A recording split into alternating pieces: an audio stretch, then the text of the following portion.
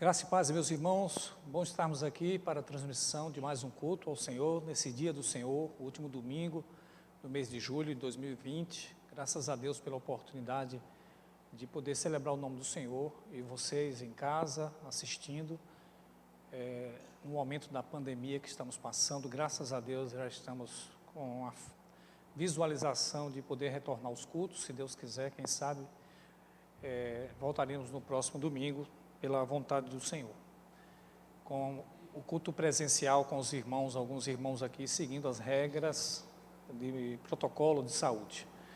Mas é uma boa notícia e então vamos dar continuidade, como temos feito nesses meses passados, o culto ao Senhor, não deixamos de fazê-lo e juntamente com sua família você pode celebrar aí na sua casa.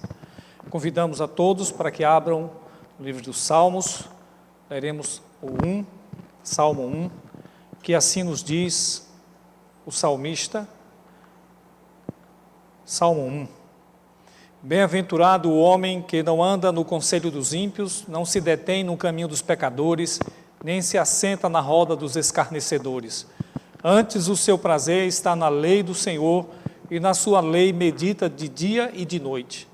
Ele é como árvore plantada junto às correntes de águas, que no devido tempo dá o seu fruto, e cuja folhagem não murcha, e tudo quanto faz será bem-sucedido. Os ímpios não são assim. São, porém, como a palha que o vento dispersa, por isso os perversos não prevalecerão no juízo, nem os pecadores na congregação dos justos. Pois o Senhor conhece o caminho dos justos, mas o caminho dos ímpios perecerá. Amém. Adoremos a Deus, uma oração de adoração ao nosso Deus, que nos criou, que nos chama para a adoração. Obrigado, meu Deus, por mais um dia, mais um domingo, dia do Senhor, em que nos reunimos como igreja do Senhor para celebrar o Teu nome. Obrigado por essa oportunidade de poder glorificar a Ti, Te exaltar, Te louvar e também Te apresentar ações de graças por nossas vidas. Sobretudo pela vida espiritual, pelo novo nascimento que temos em Cristo Jesus. E o chamado para frutificar, o chamado para andar em unidade, em união perfeita com Ele. Isto é graça do Senhor nas nossas vidas. Por isso Te adoramos e pedimos que receba mais este culto que faremos para a Tua glória e também para a edificação da Tua igreja. Pedimos que nos instrua por Tua palavra, Senhor, e que por Tua palavra que possamos produzir frutos segundo a Tua vontade. Fica conosco, nós assim oramos, ó Pai, em nome de Jesus, nosso Senhor e Salvador. Amém. Cantemos ao Senhor, meus irmãos, cânticos de louvor ao nosso Deus. Graças a Deus. Vamos continuar cultuando ao Senhor através de canções.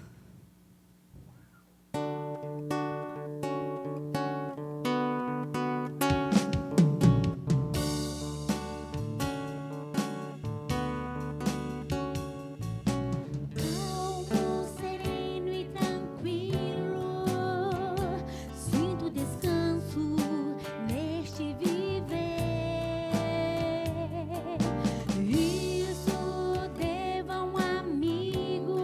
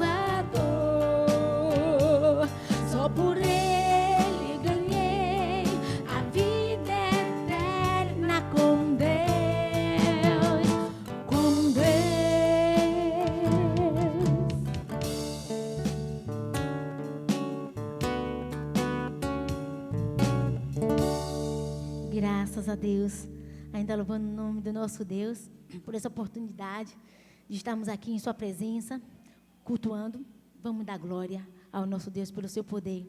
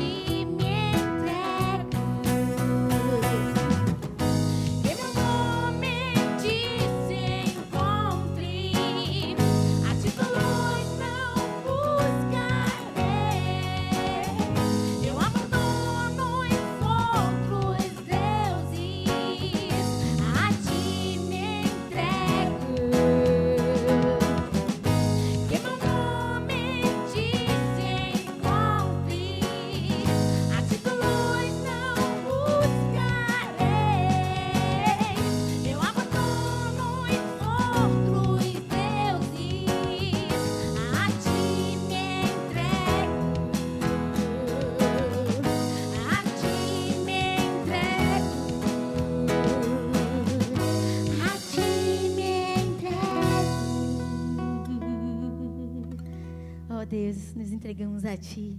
Somos o Teu povo, Senhor. Vamos declarar isso.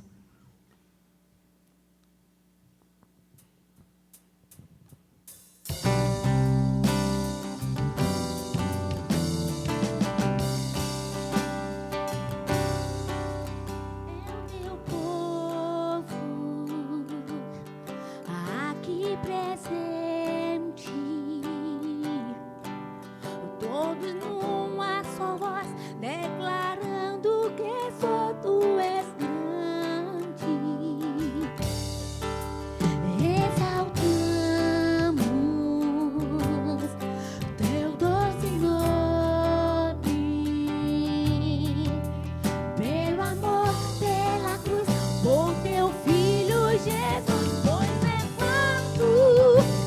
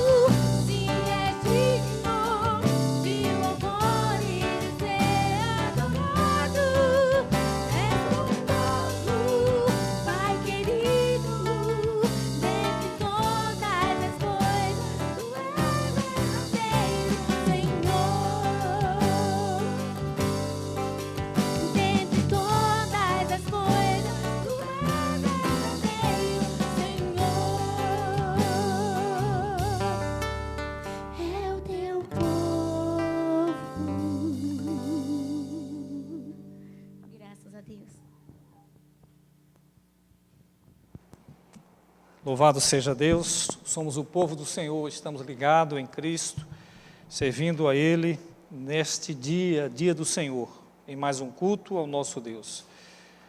Nós vamos ler neste momento a leitura de Filipenses, capítulo 1, do 8 ao 11. Filipenses 1, preparando assim nossos corações para ouvir a palavra do Senhor neste dia. Filipenses, capítulo 1, versículos 8 a 11. Assim nos diz, meus irmãos, palavra de Deus. Pois minha testemunha é Deus da saudade que tenho de todos vós na terna misericórdia de Cristo Jesus. E também faço esta oração, que o vosso amor aumente mais e mais em pleno conhecimento e toda a percepção, para aprovardes as coisas excelentes e serdes sinceros e inculpáveis para o dia de Cristo, cheios de fruto de justiça, o qual é mediante Jesus Cristo, para a glória e louvor de Deus. Amém. Oremos ao Senhor neste momento em que preparamos o nosso coração para ouvir a sua palavra, para agradecermos ao nosso bom Deus. Senhor, muito obrigado por essa oportunidade de culto ao Senhor. Muito obrigado porque neste momento nós preparamos o nosso coração para ouvir a tua palavra. Como lemos nas Escrituras, o apóstolo Paulo dizendo que orava pelos filipenses para que todo o conhecimento do Senhor viesse sobre nós e para que fôssemos inculpáveis diante de ti, sobretudo pela mediação do teu Filho Jesus Cristo. Pois mediante a sua justiça nós poderemos apresentar nele frutos de toda a justiça que provém dele, e que seja para a tua glória, ó Deus eterno. Portanto, nos capacite a ouvir a tua palavra, mediante também o perdão dos nossos pecados. Em Cristo Jesus nós assim clamamos o perdão e pedimos a compreensão da tua palavra. Pelo teu Espírito Santo nos ilumine ao conhecimento verdadeiro dessa palavra, para que sejamos transformados por ela, em nome de Jesus. Amém. Amém. Vamos dar sequência à nossa exposição do trecho de João, do Evangelho de João, capítulo 15 desta feita, dos versículos 1 ao versículo 11. Versículo 1 ao 11 do Evangelho de João, capítulo 15, 1 a 11. Estamos dando sequência aos ensinos de Jesus na noite da traição, conhecido como sermões do cenáculo. Ele ensinou instruções do cenáculo, foi numa sala ampla, que ele participou da ceia com os seus discípulos e trouxe grandes ensinamentos depois da saída de Judas. E assim, o capítulo 15, do versículo 1 ao 11 nos diz: Eu sou a videira verdadeira e meu pai é o agricultor. Todo ramo que estando em mim não der fruto, ele o corta, e todo que dá fruto limpa, para que produza mais fruto ainda. Vós já estáis limpos pela palavra que vos tenho falado. Permanecei em mim, e eu permanecerei em vós. Como não pode o ramo produzir fruto de si mesmo, se não permanecer na videira, assim nem vós o podeis dar, se não permanecerdes em mim. Eu sou a videira, vós os ramos. Quem permanece em mim e eu nele, esse dá muito fruto, porque sem mim nada podeis fazer. Se alguém não permanecer em mim, será lançado fora à semelhança do ramo, e secará, e o apanham, lançam no fogo e o queimam. Se permanecerdes em mim, e as minhas palavras permanecerdes em vós, pedireis o que quiserdes, e vos será feito. Nisto é glorificado meu Pai, que deis muito fruto, e assim vos tornarei meus discípulos. Como o Pai me amou, também eu vos amei. Permanecei no meu amor. Se guardardes os meus mandamentos, permanecereis no meu amor, assim como eu também tenho guardado os mandamentos do meu Pai, e no seu amor permaneço. Tenho-vos dito estas coisas, para que o meu gozo esteja em vós, e o vosso gozo seja completo. Amém. Louvado seja Deus por sua palavra, que Ele nos dê graça na aplicação da mesma em nossas vidas. Meus irmãos, qual seria a melhor identificação de estarmos em Cristo?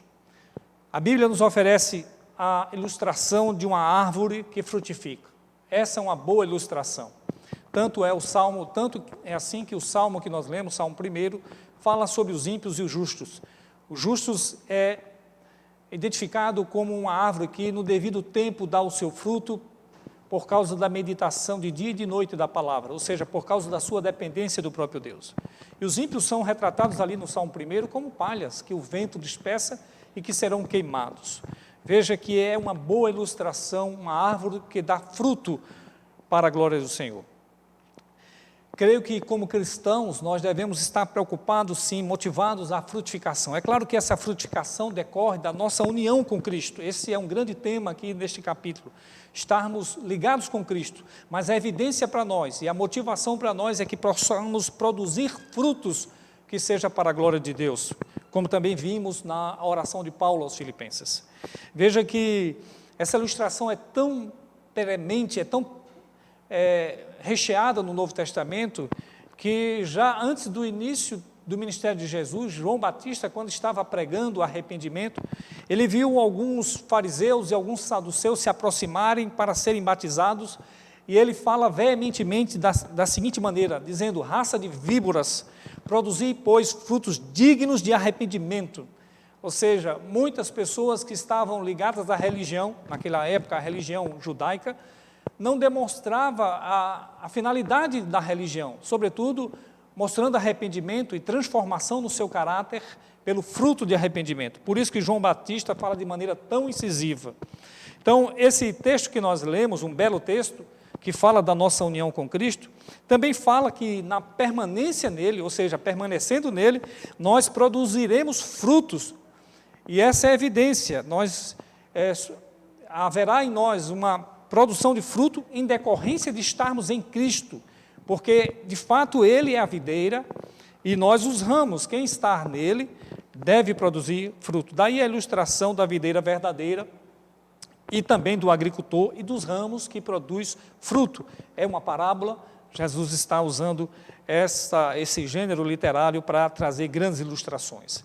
Bom, agora imagine que Jesus usa essa parábola, que é uma metáfora da árvore, dos ramos e também do agricultor. Imagine uma árvore muito boa, que não é brava, uma videira boa, de origem boa, e que é cuidada por um excelente agricultor. O que se espera desta árvore boa, cuidada por um excelente agricultor, que no caso aqui é o Pai?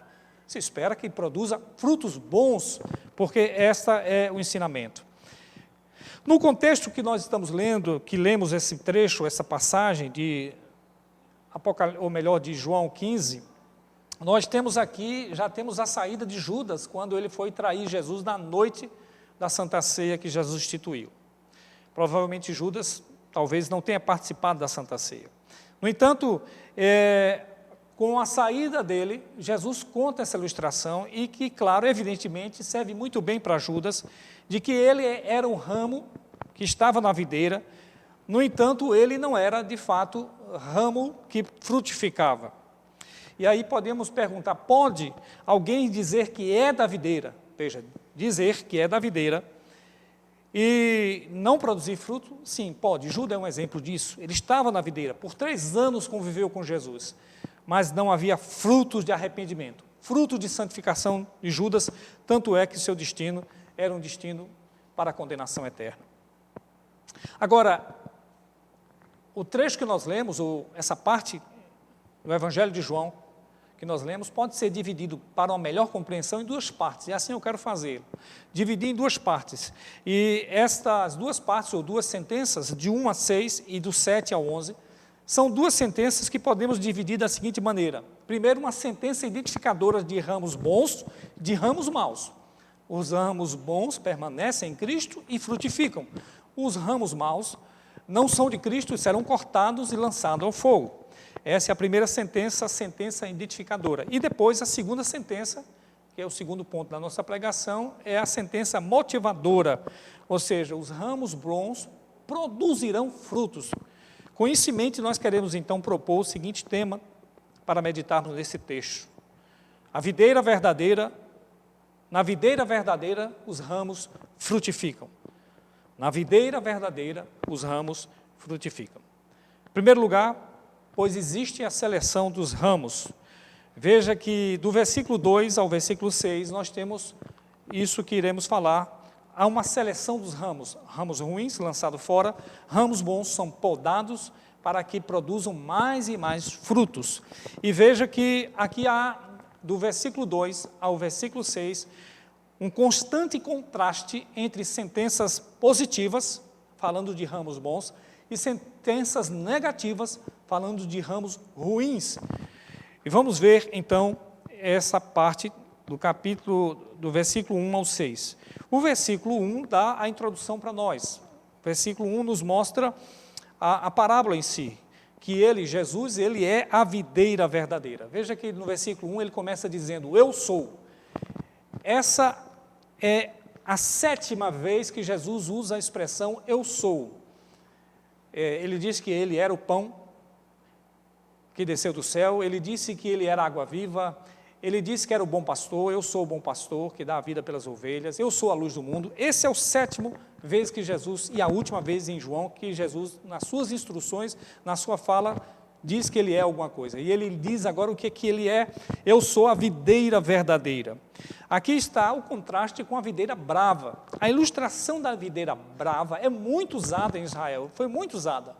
E sempre no sentido negativo, evidentemente, por ser brava. E por que isso? Porque Deus plantou a sua vinha, que era Israel.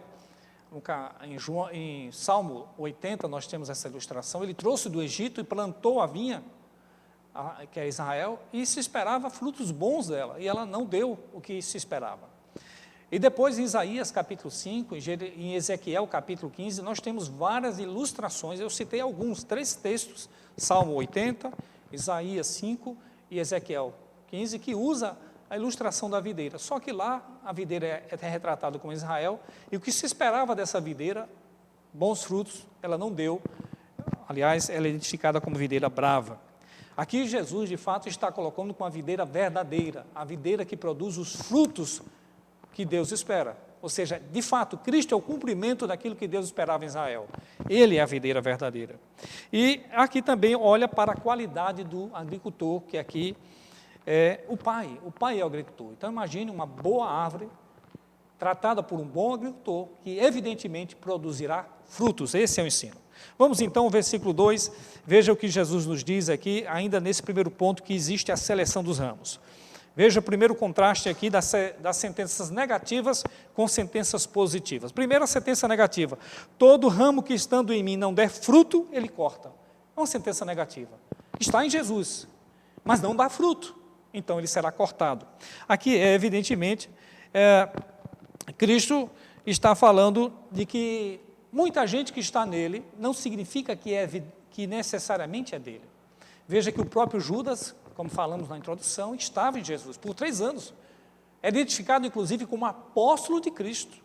No entanto, não era de Cristo e foi cortado.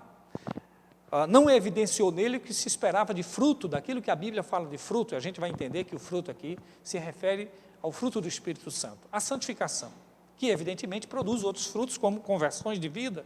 Você é usado para o bem do reino de Deus, para a glória glória de Deus e para a propagação desse reino, quando a sua vida testemunha Cristo e atrai outros.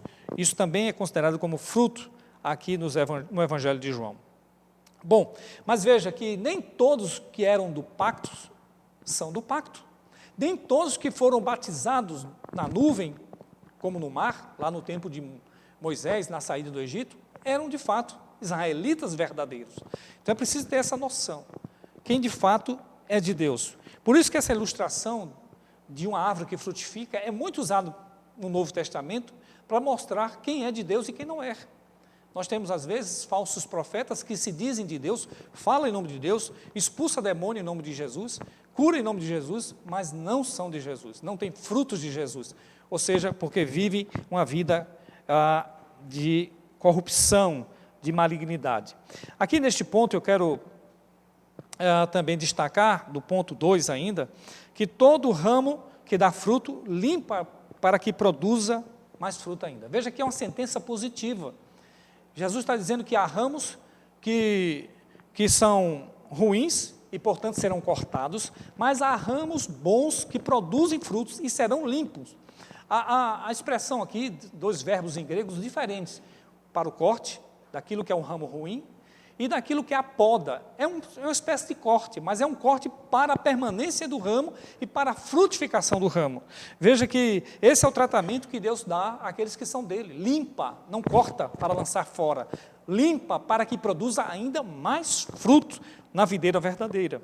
Veja, João Calvino sobre isso aqui nos diz que os crentes necessitam de constante cultivo do bom agricultor, que é Deus, para que não venham degenerar-se. O Senhor, como aquele que é retratado aqui como uma videira verdadeira, e o Pai como agricultor, está o tempo todo nos podando como ramos, que são ramos bons, para que a gente não se degenere e produza mais frutos. Agora o verso 3, ainda na sentença da seleção dos ramos, veja que ele começa aqui, aliás, todo o verso 3 é uma sentença positiva. O que ele nos diz? Vós estás limpo pela palavra que vos tenho falado. Meus irmãos, que coisa boa. Como é que Deus nos limpa aqueles que são ramos bons? Limpa por sua palavra. Nós lemos, inclusive, introdutoriamente a este culto, o Salmo 1, que diz que aqueles que são do Senhor, justos, eles meditam de dia e de noite. Eles são como árvore plantada junto às correntes de água, que no devido tempo dá o seu fruto. Veja, a palavra de Deus, somos limpos pela palavra para produzir mais e mais frutos. E, de fato, a palavra tem esse poder maravilhoso de tratar a nossa corrupção. Quando somos ligados em Cristo, na nossa união mística com Cristo, a sua palavra começa, é usada não só para a nossa conversão, né, porque somos gerados pela palavra, mas também somos purificados, lapidados pela palavra. Tanto é assim que o autor de Hebreus usa uma ilustração muito boa, a ilustração de que a palavra é viva e eficaz como uma espada, que divide juntas e medula, uma espada de 2 gumes, e também a alma e espírito. Veja que essa espada, ela tem um propósito, ela é eficaz para discernir os pensamentos, o mais interior do nosso ser, e também os propósitos do coração. Não há criatura que não seja revelado na palavra de Deus. Revelado para o mal, dizendo, olha, você não é crente. Ou revelado para o bem, quando a pessoa se humilha diante de Deus, Senhor, trata essa malignidade no meu coração, para que eu seja um ramo frutífero para a tua glória. É isso que a palavra faz.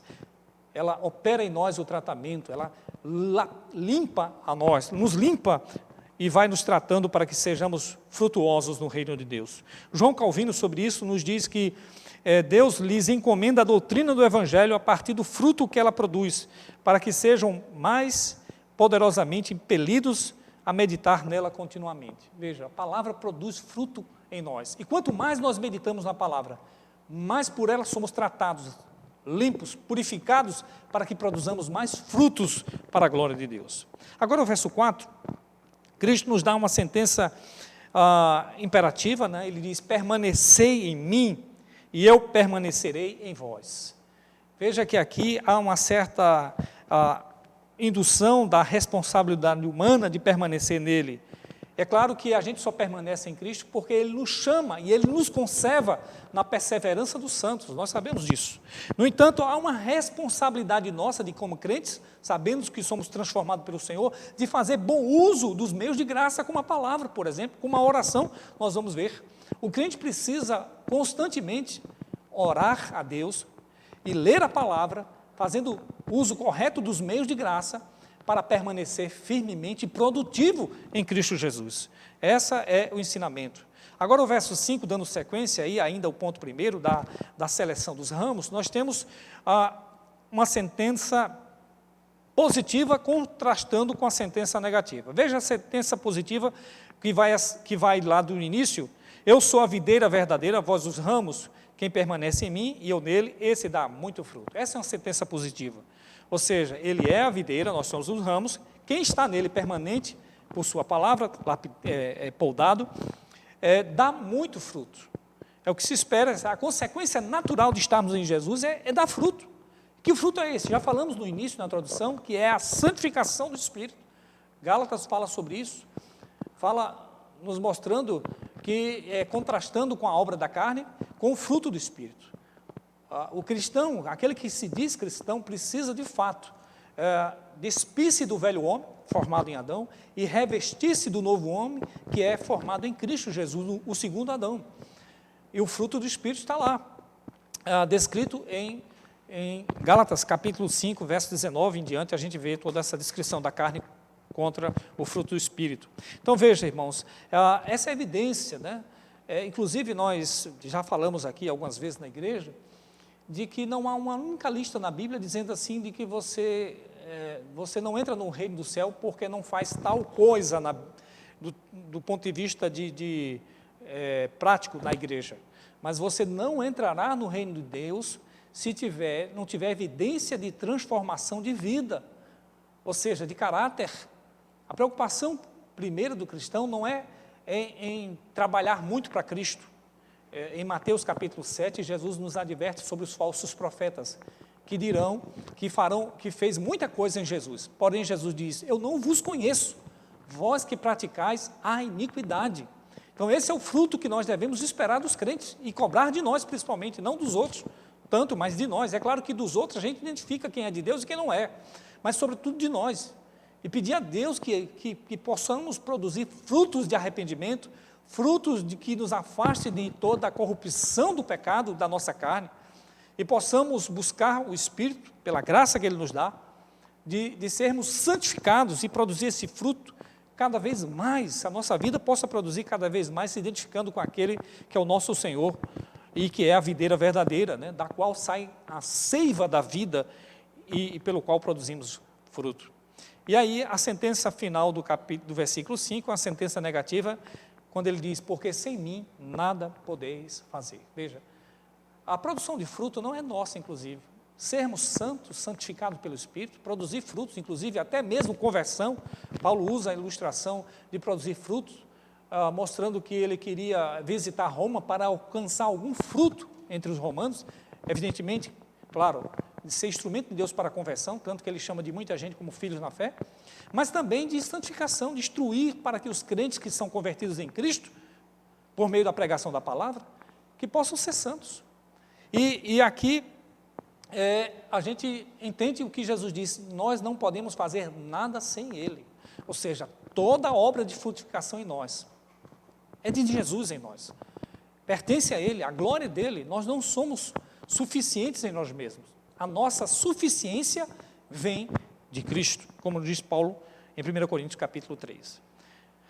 J.C. Ryle nos diz o seguinte, os crentes não têm motivos para se sentir desesperados quanto à salvação, devem meditar sobre o fato de que não foram deixados a viver por si mesmos, mas na dependência do seu próprio poder. Aliás, nós não temos poder, né? O Ryle está certo, o John Charles Ryle, ele nos diz o seguinte, que graças a Deus, a santificação, a evidência é tão grande em nós, nos crentes, de fruto do Espírito, que a gente tem segurança da salvação, porque Deus transforma. Éramos de um jeito antes, mas agora em Cristo somos diferentes.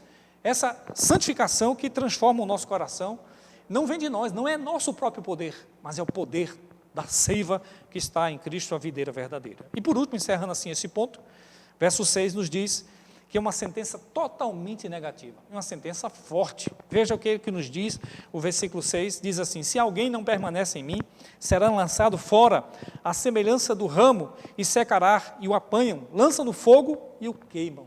Veja, essa é a seleção do ramo extremamente que deve nos advertir. Quem está em Cristo precisa produzir fruto. Repito, o fruto da santificação, o fruto do Espírito, o fruto de ser usado por Deus, porque você está nele e o poder vem dele para que você seja transformado. Se alguém não pensa assim, como os fariseus, saduceus, que iriam apenas à religião, o rito de ser batizado por João Batista, mas não demonstrava fruto de arrependimento, está perdendo tempo na religião, porque ele diz aqui, não pertence à videira verdadeira, será cortado e lançado fora no fogo. E a gente sabe que aqui uma duríssima ilustração do fogo eterno, do juízo eterno de Deus para aqueles que não são de Cristo. É interessante que a videira, ela era uma árvore que extremamente valorizada em Israel, como é hoje valorizada, por causa do fruto da videira, que é a vide, extremamente valorizada. Ainda hoje, apetece todos nós o fruto da videira, né? Delicioso fruto da videira, o vinho, o suco de uva, as passas de uva, enfim. Veja que a uva tinha uma finalidade de produzir, que era excelente. No entanto, a sua madeira nada servia, para nada servia. Ezequiel, capítulo 15, de 1 a 6, nos diz assim na versão NVI. Eu vou encerrar esse ponto com essa leitura. Veja. A palavra do Senhor veio a mim, disse ele, filho do homem, em que a madeira da videira é melhor do que qualquer galho de árvore da floresta? Alguma vez a madeira dela é usada para fazer algo útil? Alguém já faz suportes com ela para nelas pendurar coisas? E depois de lançada no fogo como combustível, o fogo queima as suas extremidades e carboniza o meio, servirá para alguma coisa? Se não for útil para coisa alguma enquanto estava inteira, muito menos será quando o fogo a queimar ela estiver carbonizada. Versículo 6. Por isso, diz o soberano Senhor, assim como destinei a madeira da videira dentro das árvores da floresta para servir de lenho para o fogo, também tratarei os habitantes de Jerusalém. Veja que essa é uma sentença dura, dizendo, se você é ramo e não produz frutos, para nada serve a não ser lançado no fogo. Que Deus tenha misericórdia, que estando em Cristo, nós possamos evidenciar que somos dele pela produção do fruto. Isso não vem de nós, vem do próprio Deus que nos capacita. E agora a gente encerra essa pregação com o segundo ponto, só tem 2 pontos na pregação. O tema é, lembrando o tema, na videira verdadeira os ramos frutificam. Primeiro nós dissemos que é uma seleção dos ramos. Os que não prestam são cortados e lançados fora, e os que prestam são podados para que produzam mais frutos limpos pela palavra de Deus. Agora, o segundo ponto, nós dizemos que, pois produzir é evidência de permanência em Cristo. Ou seja, quem produz o fruto da santificação, evidencia que está em Cristo Jesus. E aí do 7 a 11 nós temos aí os destaques com sentenças positivas. Não tem uma única sentença falando de ramos ruins, mas de ramos bons. No entanto, essas sentenças são motivadoras para que a gente não descanse. Já estou em Cristo, já tenho um sinal de conversão, houve uma mudança na minha vida e agora relaxo. Não é assim que a palavra de Deus nos chama. Pelo contrário, a palavra de Deus quer que você esteja em Cristo produzindo muitos frutos para a glória de Deus Pai. E veja o que nos diz o versículo 7. Se permanecerdes em mim e as minhas palavras permanecerdes em vós, pedireis o que quiserdes e vos será feito. Veja a questão das palavras permanecer em nós, né? Em vós, né? Somos nós. Veja, o meio de permanência é de fato crer na palavra. Aliás, você participa dessa videira porque creu. A boa semente é gerada em você pela palavra, e você participa dessa árvore que produz, que é a videira, que é Cristo. Agora, é preciso pedir para que seja frutuoso, né?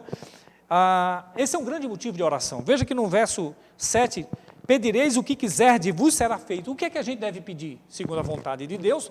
Pedir para ser frutuoso. E como eu devo pedir nesse sentido? Pedir para que Deus me lapide, me purifique, me polde por sua palavra, para que de fato haja a santificação de Cristo em mim, a evidência de que eu sou cristão. Isso em si já será suficiente para a produção de frutos. Quando alguém, meus irmãos, é lapidado pela palavra, poldado pela palavra do Senhor, ele evidentemente, consequentemente, vai produzir fruto, porque a seiva vai passar por ele, e a consequência é de fato a produção de frutos. É isso que Deus quer, que peçamos para que Deus produza fruto em nós, frutos de santificação, que glorifique a Deus. João Calvino sobre isso nos diz que o Senhor frequentemente tolera ver-nos famintos a fim de nos treinar no solícito exercício da oração. Aqui ele destaca a questão de estarmos famintos ou estarmos sem frutos. Muitas vezes você já se viu assim, provavelmente todos nós, mas neste momento devemos clamar: Senhor, não quero ser infrutuoso, não quero ser um ramo que não produz, eu já sou do Senhor, me ajuda a produzir para a Tua glória, produzir o que o Senhor espera de mim. Pedro, em outra ilustração, fala que sermos pedras que edificam, né, para que a gente não seja nenhuma pedra de tropeço no meio do caminho. Nós precisamos ser usados para a glória de Deus, para a produção, no caso aqui, de frutos que glorifica o nosso Deus. O verso 8, ele diz que nisto é glorificado meu Pai, que deis muito fruto, assim vos tornarei meus discípulos. Veja, meus irmãos, o Filho de Deus veio para glorificar ao Deus Pai. E nós também glorificamos ao Pai e a Jesus Cristo com os frutos de santificação, daquela identificação de sermos dele. Sendo de Cristo, na produção de frutos de santidade, a glória de Deus não é nossa. Aliás, nós fomos criados por Deus para a sua glória. E Deus não quer que a gente viva no pecado, na iniquidade. Deus quer que a gente viva em santidade. Nós glorificamos a Deus com isso, mas o benefício é nosso, de sermos santos. Porque santidade é vida, meus irmãos. Vida que transforma, vida que vai nos fazer bem. E isso que é o que nos diz a sentença do capítulo, sentença positiva do versículo 8. Tá? E assim vos tornareis meus discípulos. Aqui também nós temos a evidência. Não é a condição, você não produz fruto para se tornar discípulo de Cristo. A evidência de que você é dele é a produção de fruto. Você vai produzir fruto e evidencia de que é dele. Isso é a condição natural de estarmos ligados à videira verdadeira. E aí o verso 9 nos diz o seguinte: como o Pai me amou, também eu vos amei, permanecei no meu amor. Veja, Cristo foi amado profundamente pelo Pai. Também nós somos amados por Cristo. Ele vai cuidar de nós. Nós não estamos neste mundo ao léu, soltos, como um ramo, como um galho que não presta para nada. Pelo contrário, estamos ligados nele. E vamos produzir muito por causa desse amor dele em nós. É interessante que Paulo começa que o fruto do Espírito é amor, o singular. Começa com amor. Permaneça no amor de Cristo. Não se afaste. João Calvino nos dá uma boa ilustração para isso, uma boa explicação sobre isso, dizendo o seguinte: uma vez que fomos recebidos na graça de Cristo, devemos cuidar para que não nos apostatemos dessa graça, através do nosso próprio desvio. Quando Cristo nos exorta nesta passagem à perseverança, não devemos confiar em nosso próprio vigor e esforço, porém devemos orar àquele que nos ordena. Veja que coisa maravilhosa.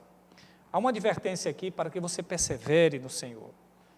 Não por sua própria força, mas que no vigor dele, ele nos ordena essa perseverança, essa permanência, estando nele. Os meios vêm dele, a palavra, a própria oração. Por isso que não há desculpa para aqueles que se extraviam, sendo crentes. Tem crentes que se extraviam ou deixam de ser frutuoso nessa videira. Sim, infelizmente, por sua negligência, por nossa negligência. Devemos evitar essa negligência, porque fomos criados para a glória de Deus. O versículo 10, ele nos diz o seguinte: versículo 10 nos diz: se guardardes os mandamentos, permanecereis no meu amor, assim como também eu tenho guardado os mandamentos do meu Pai. E no seu amor permaneça. Novamente, uma sentença positiva para estimular a gente a sermos frutuosos, é guardar os mandamentos. Só pelos mandamentos de Deus você pode produzir, ou seja, fazendo com que a palavra, meio de graça, molde a sua vida. Você será permanente em Cristo, assim como ele é permanente em Deus, obedecendo. Quando esteve aqui em submissão ao Pai, na missão de cumprir o plano redentor, ele o tempo todo foi fiel em obediência. Evidentemente, nós não somos assim tão fiéis o tempo todo, mas Deus contempla o seu esforço de o sê-lo. O esforço de querer obedecer, isso é extremamente valorizado por Senhor. Por isso que ele diz: permaneça nos meus mandamentos, permaneceis no meu amor, permaneça em obediência a Ele. O tempo todo essa insistência. Aqui é repetido 11 vezes a palavra permanecer. Permaneça no meu amor. Há uma responsabilidade nossa de permanecer, embora toda a glória é dele, todo o poder é dele, toda a vida é dele, mas há uma responsabilidade de nós, não devemos negligenciar. E a isso, o teólogo nos diz que a obediência que os crentes prestam a Cristo não é por causa que Ele continua nos amando, mas é antes o efeito do seu amor. O efeito do seu amor é obedecê-lo. De fato, continuar obedecendo ainda mais. E aí continua: os crentes, pois, são tidos como aquele que guarda. Os crentes, pois, são tidos como aqueles que, guardando os mandamentos de Cristo, quando lhes aplicam sua solícita atenção, ainda que estejam bem longe do alvo que almejam. Veja, quantos de nós estamos longe desse alvo que almejamos de sermos, de fato, totalmente fiéis ou cumpridores dos mandamentos de Cristo, como ele foi cumpridor dos mandamentos do Pai. Estamos distantes. No entanto, o que o teólogo diz aqui é: aplicam solícita atenção. Eu espero que esteja em você esse desejo intenso de ser fiel a Deus. A gente não vai ser plenamente, porque a gente é pecador. Estamos sendo poldados para produzir mais e mais frutos. No entanto, o desejo de ser fiel a Cristo é de fato aprovado por Deus. É aquele texto de Paulo, nos fala assim: sede perfeito como perfeito é o vosso Pai Celestial. E também o texto da Bíblia, né? E também aquele texto diz: esquecendo para as coisas que para trás ficam, avancemos para o alvo da soberana vocação em Cristo Jesus. Procurar a perfeição o tempo todo. A gente nunca vai alcançar quando estiver aqui. Seremos perfeitos na glorificação. Quando estivermos do outro lado deste mundo, no novo céu e nova terra, haverá glorificação, nunca mais pecaremos. Perfeitos seremos tal como Ele é. No entanto, o nosso desejo de ser é extremamente abençoado por Deus, ou aceito por Deus. E o verso 11, encerrando: nós temos dito estas coisas para que o meu gozo esteja em vós e o vosso gozo seja completo. Ou seja, há uma alegria decorrente da santificação ou do fruto do Espírito em nós. Uma alegria, irmãos. De fato, nós somos carnais ao ponto de resistir a esse projeto de santificação de Deus. Aliás, nem seríamos salvos, né? Se não fosse pela graça de Deus. Deus nos chamou, porque se dependesse da nossa escolha dele, não seríamos salvos. Ele que nos escolhe, nós vamos ver isso lá na frente. Eu vos escolhi a vós. Ele escolhe a gente para ser salvo. Graças a Deus por isso. Mas Ele espera que você participe dessa santificação. E ao participar cada vez mais dessa santificação, haverá uma alegria completa em nós. Completo prazer de experimentarmos o fruto do Espírito em nós. A transformação de sermos cada vez mais parecidos com Cristo. Irmãos, é prazeroso. Eu sempre faço uma comparação, talvez muito simplória, mas veja, alguém que quer pecar, rapidamente ele encontra prazer no pecado. Rapidamente. Sair daqui de um culto a Deus para usar o dinheiro que tem, a condição que tem para o pecado, você vai experimentar talvez o pecado muito imediatamente. No entanto, as consequências são enormes depois. Já a santificação, talvez o prazer não seja tão imediato, porque é uma resistência interna nossa, mas à medida que praticamos essa santificação, os frutos do Espírito que acontecem em nós, por sermos ramos da videira verdadeira, teremos alegria completa, prazer completo em Cristo Jesus. Sobre isso, J.C. Ryle nos diz que Deus uniu a felicidade à santidade. De fato, a felicidade está em ser santos. O que Ele uniu, nós não devemos de maneira alguma separar. Não separe ser feliz fora da santidade de Deus, fora do fruto de Deus. Não tente fazer isso, porque você nunca será feliz. Há uma felicidade enganosa no mundo. A verdadeira santidade, ou a verdadeira felicidade vem em decorrência de estarmos unidos em Cristo e produzirmos frutos dignos de arrependimento. Eu concluo dizendo: se você já é um cristão verdadeiro, você precisa mostrar que tem os frutos do Espírito Santo. Precisa mostrar. E precisa estar preocupado com isso. Por isso esse texto é uma advertência, uma motivação para que você procure os frutos do Espírito. Não apenas externamente. Tem gente que se habilitou de maneira muito perspicaz para enganar os homens de que é santo. Na frente dos outros, se coloca como santo, fala de maneira correta. Você não vai durar muito tempo tentando enganar os outros. A Deus você jamais engana. O que nós devemos nos preocupar é fazer uma religião sincera para com Deus. Examine o seu próprio coração. Se não há sinceridade e verdade, mas há hipocrisia, falsidade religiosa na sua vida, peça a Deus misericórdia. Ele lhe dará. Esse é um prazer, certamente, que Deus tem de dar resposta ao arrependido pecador, que precisa mudar seu comportamento, tirando a mentira, falando a verdade, tirando toda a sorte de pecado e colocando toda a sorte de santidade em Cristo Jesus. Esse é o prazer que Deus espera de nós. Isso é fruto. Isso são as boas obras que Deus espera de nós. E eu concluo citando a Confissão de Fé de Westminster, no capítulo 16, na seção 2, que nos diz assim: essas boas obras feitas em obediência aos mandamentos de Deus são fruto e evidência de uma fé viva e verdadeira. Por ela, os crentes manifestam a sua gratidão, rebustecem a sua confiança, edificam os seus irmãos, adornam a profissão do Evangelho, tapam a boca dos adversários e glorificam a Deus, cuja feitura são criados em Cristo Jesus, em Jesus Cristo, para isso mesmo, a fim de que, tendo o seu fruto em santificação, tenham no fim a vida eterna. Meus irmãos, fruto da santificação, certamente haverá alegria de estarmos caminhando para a vida eterna. Que Deus nos ajude, irmãos, que sejamos frutuosos no seu reino, que sejamos, de fato, identificados como ramos que pertencem à videira verdadeira, cujo Pai, o nosso Pai Celestial, é o agricultor. Que Deus nos abençoe e nos ajude a sermos ramos que frutificam para a glória de Deus, o Pai, e para a edificação também da Igreja de Cristo. Vamos cantar um cântico do nosso inário que fala sobre isso. Convido você, em meditação ao que falamos, ao que foi pregado, cantemos conosco o cântico do inário 55, Alegria e Gratidão.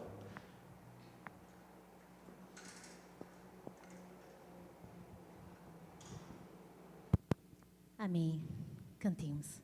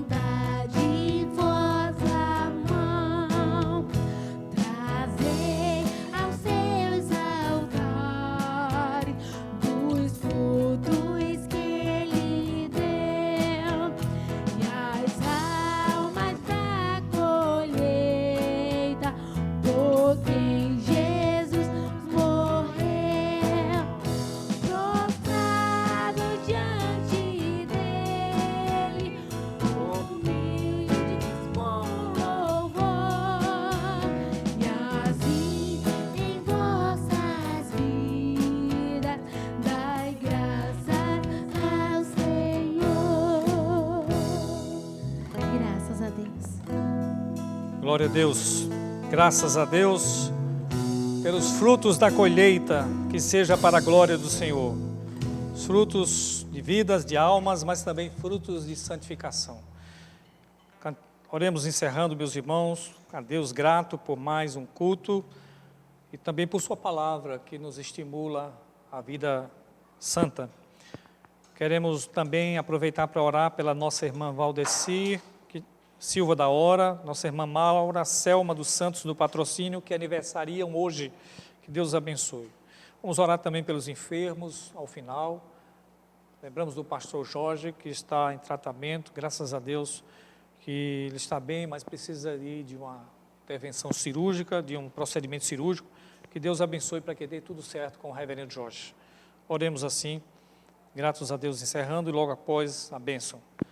Deus amado, obrigado por Tua palavra, Senhor. Obrigado por essa porção que nos chama a compreender que é maravilhoso estar em Cristo Jesus, a videira verdadeira, e que Tu és o agricultor que cuida muito bem dos ramos para que produzam frutos, Senhor. Que haja essa disposição no coração de todos nós, de que diante de Ti precisamos examinar continuamente nosso coração, para que de fato seja ramo que produz fruto para a glória do Senhor. Obrigado por Tua palavra, Senhor. Deus, eu quero te pedir que abençoe as vidas dos nossos irmãos que estão conosco, cada membro, cada família. Em especial, citamos a nossa irmã Valdeci Silva da Hora, Maura Selma Santos do Patrocínio, que aniversariam nesta data. Que o Senhor as abençoe profundamente as suas famílias, suas vidas, para que possam ser mais e mais frutuosas no teu reino, Senhor.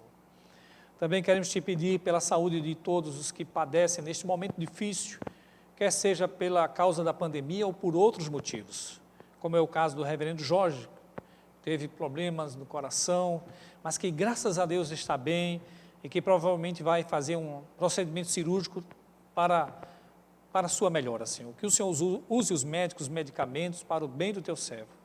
Agradecemos porque já temos notícias da sua recuperação. Que continue assim, Senhor. Que ele possa voltar para o seu lar e também para o ministério que o Senhor incumbiu ao teu servo.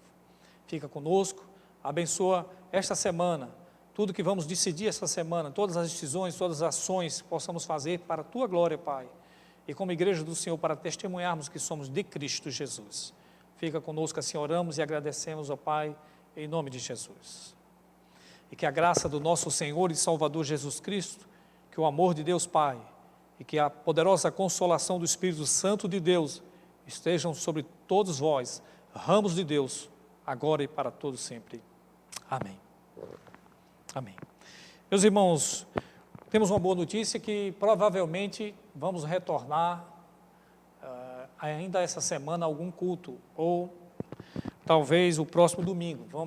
Essa decisão ocorrerá da reunião do conselho que teremos terça-feira. Terça-feira o conselho marcou a reunião, porque Salvador já permitiu o retorno de muitas atividades, inclusive eclesiásticas, e também Lauro de Freitas. Graças a Deus, estamos passando toda essa gravidade da pandemia, já os comércios começam a ser abertos, e aí a igreja também, não que a igreja seja comércio, mas que a igreja, uma instituição que proclama a palavra do Senhor, nós podemos então também pensar no retorno por causa do decreto que nos favorece a essa condição. Então, aguardem mais informações, assim que o conselho reunir, nós vamos procurar os meios de divulgação quando teremos cultos, não é?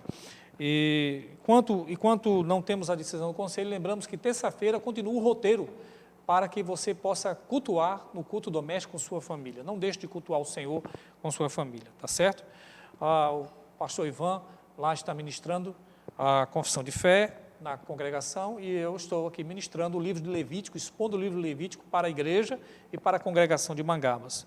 Deus abençoe a todos, tenham todos uma boa semana em nome de Jesus.